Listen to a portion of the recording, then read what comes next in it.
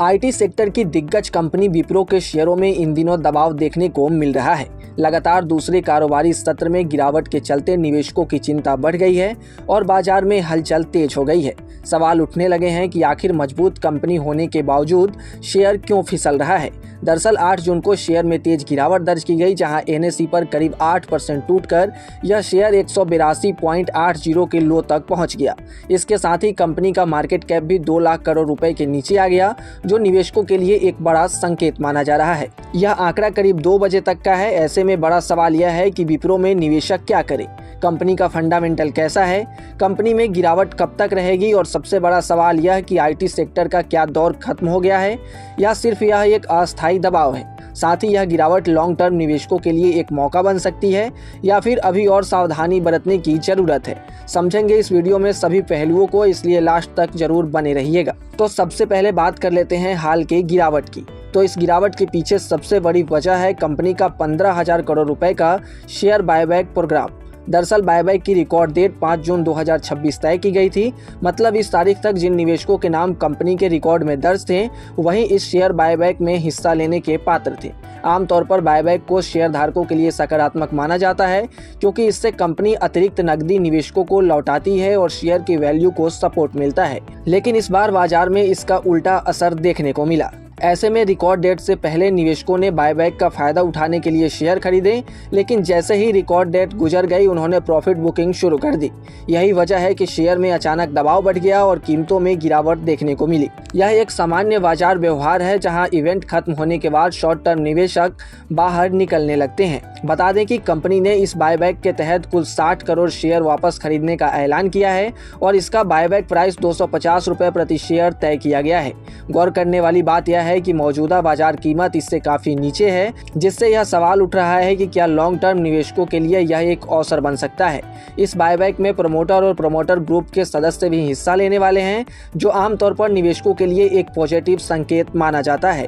दरअसल कंपनी लगभग 3 साल बाद शेयर बायबैक कर रही है। पिछला बायबैक जून 2023 में किया गया था। उस वक्त विप्रो ने 22 जून से 30 जून के बीच 12,000 करोड़ के शेयर वापस खरीदे थे। इसने 26.96 करोड़ इक्विटी शेयर हासिल किए थे। बायबैक का प्राइस 445 रुपए प्रति शेयर रखा गया था। अब अगर शेयर के प्रदर्शन पर नजर डालें तो पिछले 6 महीनों में विप्रो का शेयर करीब 30% तक कमजोर हुआ है। यही वजह है कि ब्रोकरेज हाउस भी इसको लेकर अलग अलग राय रखते हैं। कुल 45 एनालिस्ट में से 11 ने बाय की रेटिंग दी है, 19 ने होल्ड और 15 ने सेल की सलाह दी है। मॉर्गन स्टैनली की बात करें तो मॉर्गन स्टैनली ने शेयर पर अंडरवेट रेटिंग बनाए रखते हुए टारगेट घटाकर 194 रुपए कर दिया है। वहीं नोमुरा ने 250 रुपए के टारगेट के साथ बाय की रेटिंग बरकरार रखी है। जेपी मॉर्गन की बात करें तो जेपी मॉर्गन ने 200 रुपए के टारगेट के साथ न्यूट्रल रेटिंग दी है, जबकि कोटक इंस्टीट्यूशनल इक्विटीज ने 190 रुपए के टारगेट के साथ सेल की सलाह दी है। अब कंपनी की वित्तीय स्थिति भी देख लेते हैं, फिर उसके बाद फंडामेंटल समझने की कोशिश करेंगे। अब अगर वित्तीय स्थिति को देखें तो मार्च तिमाही में विप्रो का प्रदर्शन मिला जुला रहा है। कंपनी का शुद्ध मुनाफा तिमाही आधार पर 12.3% बढ़कर 3,502 करोड़ रुपए हो गया, जो एक सकारात्मक संकेत है। हालांकि रेवेन्यू $2.4 बिलियन रहा, जो बाजार के अनुमान $2.6 बिलियन से कम रहा। आईटी सर्विसेज से कंपनी की कमाई $2.65 बिलियन रही, जिसमें तिमाही आधार पर 0.6% और सालाना आधार पर 2.1% की बढ़त देखने को मिली। हालांकि कांस्टेंट करेंसी यानी कि सीसी ग्रोथ लगभग स्थिर रही और सिर्फ 0.2% रही, जो यह दिखाती है कि कंपनी की ग्रोथ अभी दबाव में है। आईटी सर्विसेज सेगमेंट का ऑपरेटिंग मार्जिन 17.3% रहा, जो ठीक ठाक माना जा सकता है, लेकिन इसमें भी बहुत ज्यादा सुधार नहीं दिख रहा। कंपनी के मैनेजमेंट का मानना है कि आर्टिफिशियल इंटेलिजेंस तेजी से क्लाइंट की जरूरतों को बदल रहा है।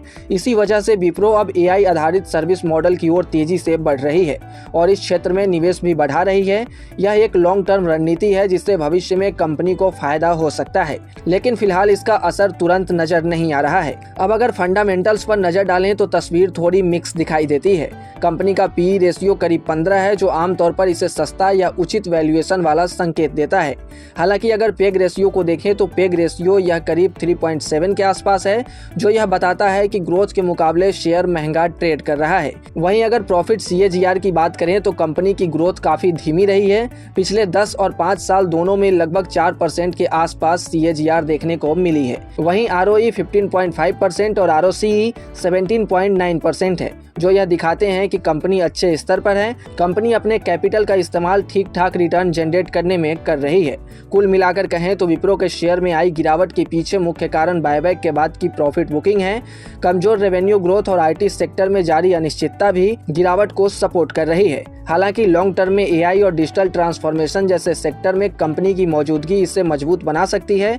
हालांकि अगर आप एक निवेशक हैं तो किसी भी निवेश से पहले आपको सोचना समझना है और निवेश से पहले अपने एक्सपर्ट से सलाह जरूर लेना है, क्योंकि आने वाले समय में इस शेयर में अवसर और जोखिम दोनों बने रहेंगे।